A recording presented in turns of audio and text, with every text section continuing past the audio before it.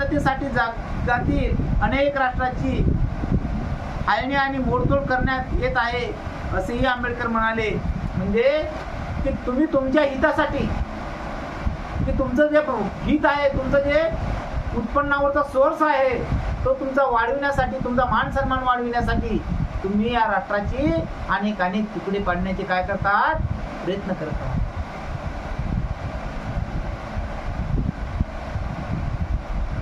रशियाचा उल्लेख करून आंबेडकर म्हणाले, रशियाकडे पहा, तो राष्ट्रीय स्वातंत्र्य दानाचे हमी दाखवून लोकांना आपल्या घशात घालीत आहे.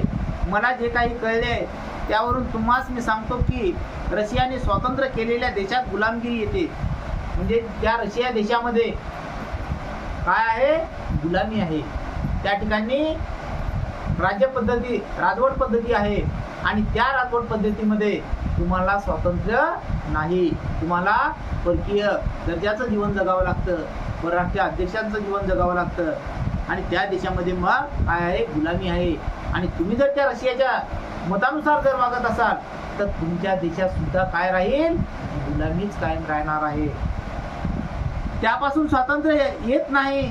तुम्ही अशा प्रकारच्या शांततेने दुसरे काहीही करीत नसून प्रत्येक वेळी राक्षसाने जबडा उघडताच तुम्ही त्याला भक्ष्य पुरवित आहात.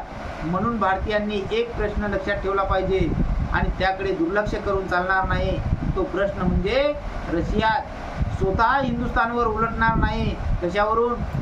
म्हणजे तुम्हाला जर तुमचं व्यक्तिमत्व चालवायचं असेल, तुम्हाला जर तुमचं हित साधायचं असेल तर तुम्ही या रशियासारख्या देशाचं काही ऐकायला तयार राहू नका. कारण रशियासारख्या देशामध्ये जसं वाघाने एखादा जबडा वासावा आणि जबडा उघडावा आणि त्या जबड्यामध्ये आपण जाऊन अडकावं, अशा पद्धतीची तुमची गत एक दिवस झाल्याशिवाय राहणार नाही.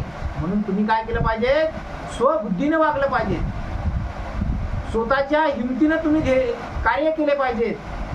कारण तुम्हाला कोणीही याच्यामधून वाचवू शकणार नाही. आणि अशा वागणुकीकडे भारतीयांनी एक प्रश्न लक्षात ठेवला पाहिजे आणि त्याकडे दुर्लक्ष करून चालणार नाही. तो प्रश्न म्हणजे रशिया. म्हणजे रशिया देश हा जर रशियासोबत राहिले आणि रशियाचे जर तत्व तुम्ही आत्मसात केले तर रशिया तुमच्याकडं किमान कधी उलटून फणा मारल्याशिवाय, म्हणजे सापाला किती जरी आपण दूध पाजलं तरी साप माणसाला चावल्याशिवाय सोडत नाही.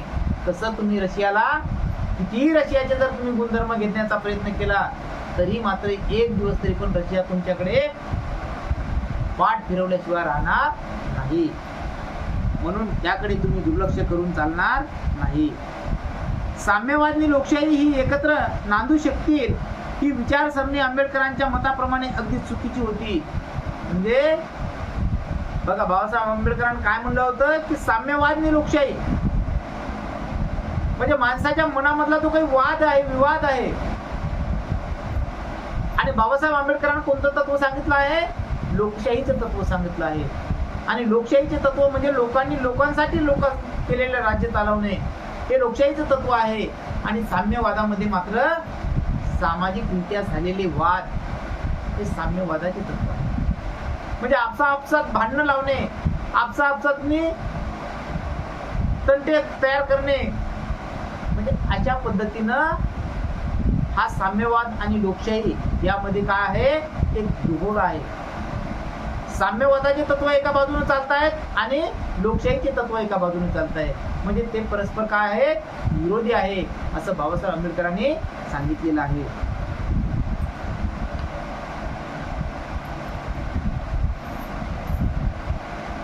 कारण साम्यवाद म्हणजे अरण्यातील वणवा आहे. जे त्यांच्या मार्गात येईल त्यांचा विध्वंस करीत, स्वहा करीत तो जातो. त्या वणव्याच्या असमानतात असणाऱ्या देशांना मोठाच धोका निर्माण झाला आहे. कुठल्याही देशात परराष्ट्रीय धोरणात भौगोलिक घटक हा फार महत्त्वाचा असतो, हे विसरता कामा नये. म्हणजे बाबासाहेब आंबेडकर म्हणतात की हा जो काही साम्यवाद आहे तर हा साम्यवाद निश्चितच कसा आहे, रानामध्ये जो वणवा पेटतो म्हणजे लागोबाई लागो चौकट लागो, म्हणजे अशा पद्धतीचं या साम्यवादामध्ये तत्व आहे. आणि हा साम्यवाद जर तुम्हाला कुठल्याही देशाच्या परराष्ट्रीय धोरणात भौगोलिक घटक हा फार महत्त्वाचा असतो. म्हणजे त्याचं जे काही क्षेत्र आहे आणि ते क्षेत्र मात्र इतर परराष्ट्राच्या धोरणामध्ये काय आहे, एक महत्त्वाचं आहे. ते विसरता कामा नये. प्रादेशिक भूगोलाच्या गरजेप्रमाणे राष्ट्राच्या परराष्ट्रीय धोरणात बदल होत असतो. जे इंग्लंडला हितवह असेल ते हिंदुस्थानला हितवह ठरणार नाही. म्हणून सहजीवन ते तत्व पंतप्रधानांनी खोल विचार केल्याशिवाय स्वीकारले आहे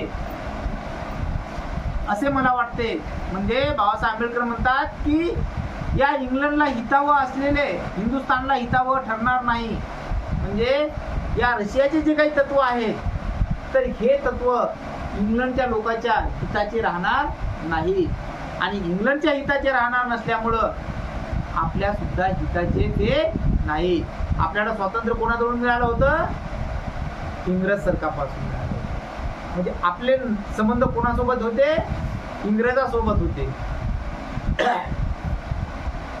कारण जरी आपल्या भारताला स्वातंत्र्य मिळालं होतं तरीही पण आपल्या राष्ट्रातली जोपर्यंत लोकशाही पद्धतीनं सत्ता प्रस्थापित होत नाही तोपर्यंत आपल्यावर वरिष्ठ अधिकारी कोण राहायचे?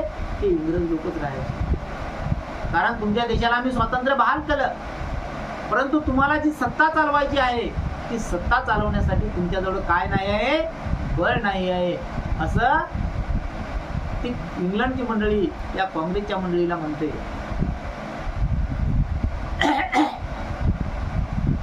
हिटलरच्या विरुद्ध जय मिळविण्यासाठी आपण किती राष्ट्राचे स्वातंत्र्य बळी देण्याचा अपराध केला आहे. त्यांच्या जाणीवेने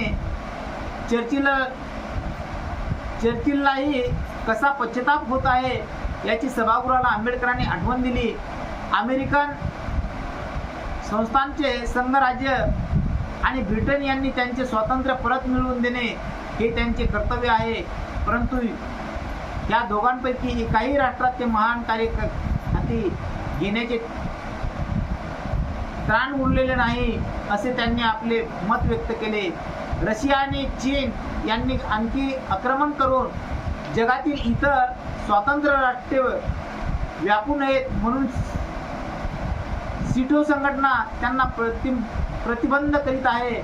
सिटो संघटना इतर राष्ट्रांवर आक्रमणास पायबंद घालण्यासाठी आहे.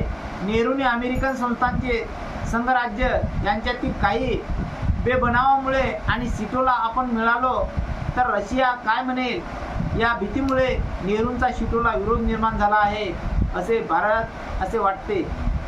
म्हणजे या ठिकाणी काय केलं बाबासाहेब आंबेडकरांनी? मग ती सिटो नावाची एक संघटना स्थापन केली आणि सिटो नावाच्या संघटनेनं मग काय केलं?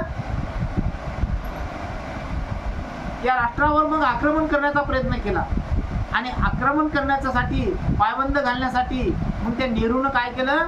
अमेरिकन संस्थांचे संघराज्य यांच्यातील काही जे काही बेबनावामुळे आणि सिटोला आपण मिळालो तर रशिया काय म्हणेल.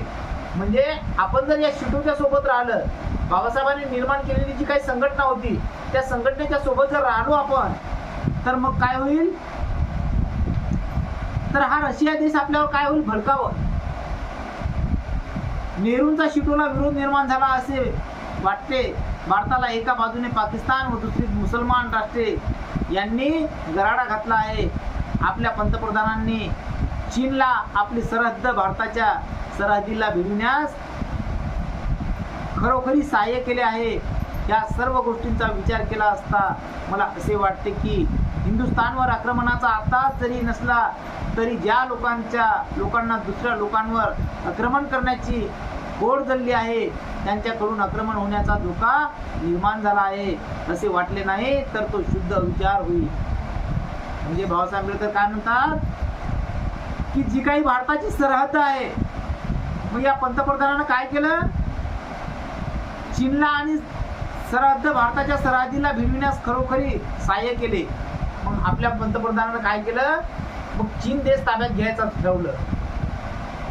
या सर्व गोष्टींचा विचार केला असता मला असे वाटते की हिंदुस्थानवर आक्रमणाचा आत्ताच जरी नसला तरी ज्या लोकांना दुसऱ्या लोकांवर आक्रमण करण्याची खोड जळली आहे, म्हणजे आपण एका राज्यावर सत्ता मिळवायची आणि एक राज्य आपण आपल्या हातामधून गमावून टाकायचं. म्हणजे मुसलमान लोकच्या विरोधात राहायचं आणि दुसऱ्या देशाला आपण आपलं दुश्मन करायचं. हे कोणाचे तत्व होते? या पंडित नेहरूचे तत्व होते. परंतु बाबासाहेब आंबेडकरांना अशा पद्धतीचे तत्व आवडत नव्हती. म्हणून त्यांना काय केलं? आक्रमण करण्याची खोड जळली आहे. त्यांच्याकडून आक्रमण होण्याचा धोका निर्माण झाला आहे असे वाटले नाही तर तो शुद्ध विचार होईल. म्हणजे तुमच्या मनात जर अशा पद्धतीचे जर विचार येत असतील की एकाला जवळ धरायचं आणि एकाला दूर लोटायचं, तर हे मात्र तुमचे काही तत्व चांगले नाही आहे. तुम्हाला जर तुमचं हित साधायचं असेल, तुमच्या तत्व प्रणालीने तुम्हाला वागायचं असेल, तर निश्चितच तुम्हाला अनेक देशासोबत मैत्री भावनेचे संबंध तुम्हाला कायम ठेवावे लागतील. बोला बुद्ध भगवान की जय, भीम भगवान की जय, महात्मा ज्योतिबा फुले की जय, माता रमाबाई की जय, माता भीमाबाई की जय.